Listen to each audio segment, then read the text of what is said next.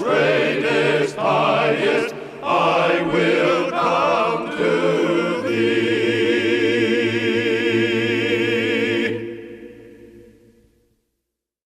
I've said it many times before. People are watching you whether you realize it or not.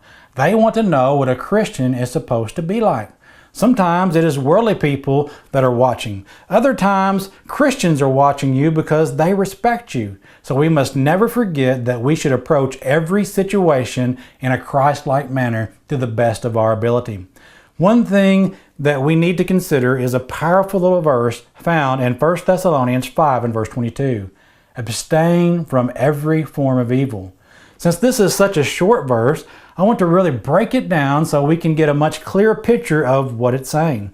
The word abstain grammatically is a command, which means we need to listen to what is being said here. So abstain means to avoid contact with or use of something, keep away, abstain, refrain from.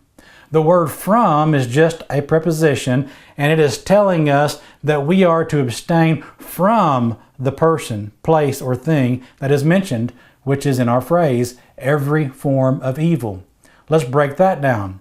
The word every or all means what we think it does. It means that every form of evil. Of course, the word form here means kind. If you're looking at the King James Version, it renders our word as appearance, which is how our word is translated at times. But the word kind or form is the best word to be used based on how the word is used elsewhere. This little detail does not really matter that much because either rendering teaches the same idea, which is that we are to abstain from every kind of evil, or we could say anything that has the appearance of evil. We all know what evil is, but here is a definition anyway. Pertaining to being morally or socially worthless, wicked, evil, bad, base, worthless, vicious, degenerate. Now I know it can be a bit tedious to break down a verse like this, but it does give you a deeper understanding of what is being said. So paraphrasing this, I would write this. Listen up, Christians. I command you all to stay away from any kind or appearance of evil. Why? Well, there are several answers to this question, which I cannot cover in this short devotional. But here are a couple of reasons. Number one, as Christians, we are to walk in the light as Jesus is in the light and to stay away from sin. Even if something is questionable as to whether it is wrong or right, we should take the safe route, not just for our own sakes, but for the sakes of others because people are watching what we do. Number two, sometimes we might know something is right according to the Word, but we also know that people that we are dealing with that they have a real problem with certain things being done because they associate it with evil. At times we have to abstain from doing certain things that are lawful but are not helpful. As Paul said in 1 Corinthians 10 and verse number 23. All things are lawful for me, but not all things are helpful. All things are lawful for me, but not all things edify. For example, notice the following verses regarding our 2 points. 1 Corinthians 8 verse 13. Therefore, if food makes my brother stumble, I will never again eat meat, lest I make my brother stumble. 1 Corinthians 10 verse 31. Therefore, whether you eat or drink or whatever you do, do all to the glory of God.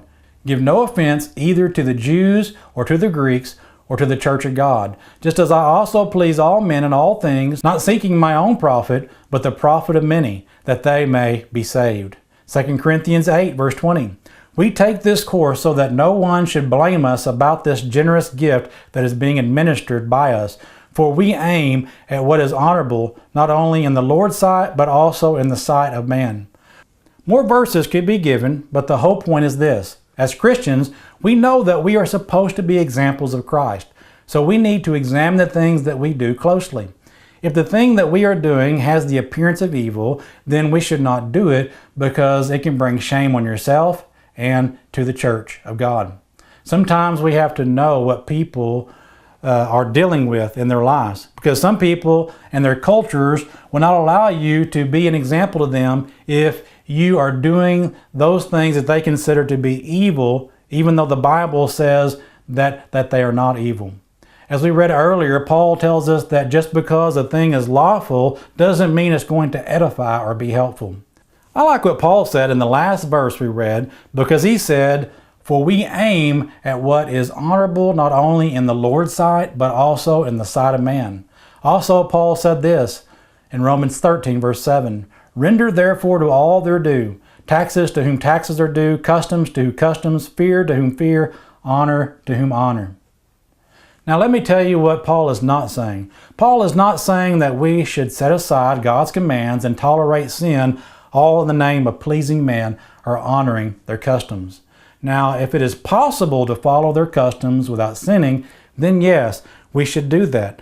But we should never cross the line and do things that are sinful just because they are customs. God and His Word must always have priority. No society or custom can ever justify us doing something the Bible says is sinful. Just because we might abstain from doing some things that are lawful for the sake of the conscience of another, it does not mean that we can never do those lawful things again. Instead, as time goes on, we can teach those people the things that they think are sinful and to show them that they're not. And then eventually, we may be able to do those things we have been abstaining from. Trying to do all this with balance and within reason can be very challenging at times, but we must do our best to do so while having the right attitude, which is making it our goal to always honor our God first and, if possible, honor man as well. So please never forget that somebody is watching you.